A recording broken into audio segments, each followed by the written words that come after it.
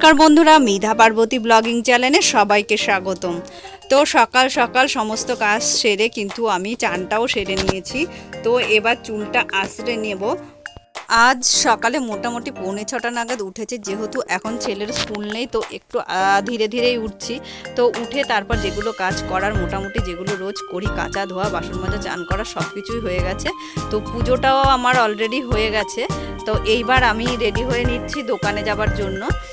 তো আর এই দিকটায় দেখছি বড়দির ঘরে মিস্ত্রি চলে এসছে, মিস্ত্রিরা কাজ করছে। মডার্ন মিস্ত্রি দেখো না, একদম চুলি ধরছে একদম।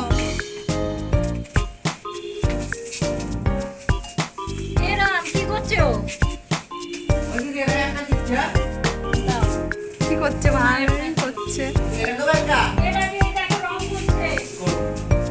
নষ্ট হবে, করে নিক। না, তোমার নামে অ্যাড দিয়ে দিলাম। কাটাকাটি করিস না। ও শিগগির উঠে ওটা চান করতে যাও, উঠে চান করতে যা। দেখবি দেখবি। তো এইবারে ছেলেকে চান টান করিয়ে রান্না করতে চলে এলাম। আজ কিন্তু করেছিলাম রুই মাছের কাসন পোড়া, খেতে কিন্তু দারুণ হয়েছিল। আর তোমাদেরকে বলি, যারা আমার এই ভিডিওটি নতুন দেখছেন প্লিজ সাবস্ক্রাইব করবেন আর আমার পাশে থাকবেন। আর চ্যানেলটি কিন্তু একদমই নতুন, আপনাদের সহযোগিতা ছাড়া কিন্তু আমি এগিয়ে যেতে পারবো না। তো তোমাদের প্রচুর প্রচুর ভালোবাসা চাই আমার এই চ্যানেলটিকে এগিয়ে নিয়ে যাওয়ার জন্য। নমস্কার বন্ধুরা, নতুন একটি রেসিপিতে সবাইকে স্বাগতম। তো বন্ধুরা, আজ কিন্তু ওয়েদারটা একটু অন্যরকম। তো বাইরেটা দেখছি বেশ হাওয়া বইছে। তো বাজার থেকে দেখছি মাছ এনেছে, কিছুটা অল্প একটু মাছ আর মাথা নিয়ে এসছে। তো আমি তো দিশাহারা, তো কি দিয়ে কি রান্না করব, না মাছটা করব না মাথাটা করব। আর যেহেতু আমার ফ্রিজ নেই, রাখার মতো জায়গা নেই, তো আমি এখন কি করব বুঝতে পারছি না। তো শেষ পর্যন্ত ঠিক করলাম যে মাছগুলোকেই রান্না করব, মাথাটাকে রেখে দেব। তো প্রথমে মাছগুলোকে কড়াতে দিয়ে একদমই হালকা করে ভেজে নেব। এই মাছগুলো বেশি কড়া করে ভাজার দরকার নেই।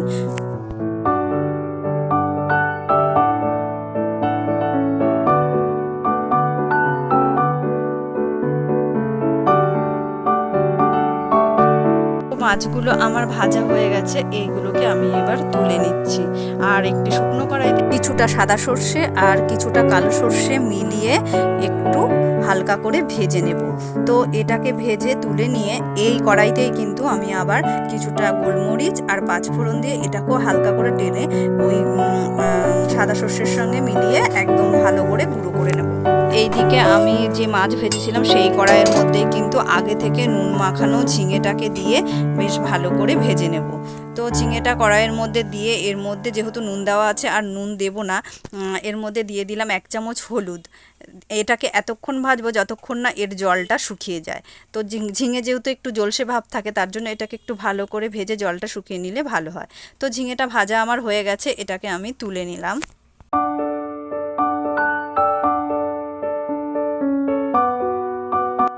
এইবারে এই তেলের মধ্যে কিন্তু আমি একটা তেজপাতা আর একটুখানি পাঁচফোড়ন দেব।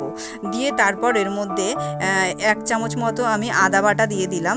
দিয়ে এটাকেও ভালো করে ভেজে নেব।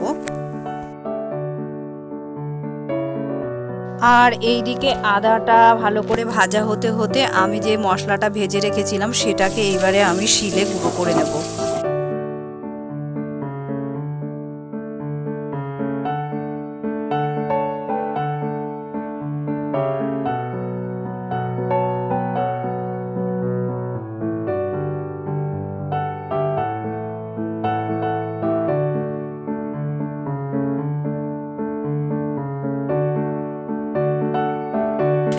আর এই দিকে কড়াইয়ে মশলাটা ভাজা হয়ে গেলে এর মধ্যে কিন্তু আমি পরিমাণ মতো জল দিয়ে দেব।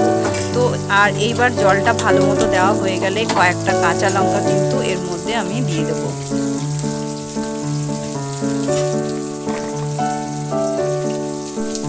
তারপর একে একে হলুদ গুঁড়ো, লঙ্কা গুঁড়ো, জিরে গুঁড়ো, অবশ্যই ভাজা জিরে গুঁড়ো দিতে হবে।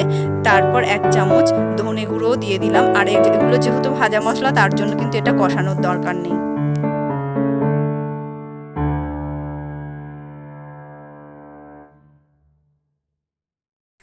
জলটা খুব ভালোভাবে ফুটে উঠলে এর মধ্যে 1 চামচ লবণ দিয়ে দিলাম। তারপর এটাও খুব ভালোভাবে ফুটে ওঠার পর এর মধ্যে দিয়ে দিলাম 1 চামচ চিনি। আর এইবারে যে মশলাটাকে আমি গুঁড়ো করে রেখেছিলাম সেই গুঁড়ো মশলাটা এর মধ্যে কিন্তু দিয়ে দিলাম। আর গুঁড়ো মশলাটা দেওয়া হয়ে যেতেই এর মধ্যে মাছ ভাজা আর ঝিঙে ভাজাটাও এর মধ্যে দিয়ে দিলাম। ব্যাস 5 মিনিট ফুটতেই রেডি আমাদের ঝিঙের কাসন পোড়া। তো বন্ধু, তোমাদের যদি এই রেসিপিটি ভালো লেগে থাকে অবশ্যই বাড়িতে চেষ্টা করো, আর আমার এই রেসিপিটি তোমাদের কেমন লাগলো কমেন্ট করে অবশ্যই জানাবে।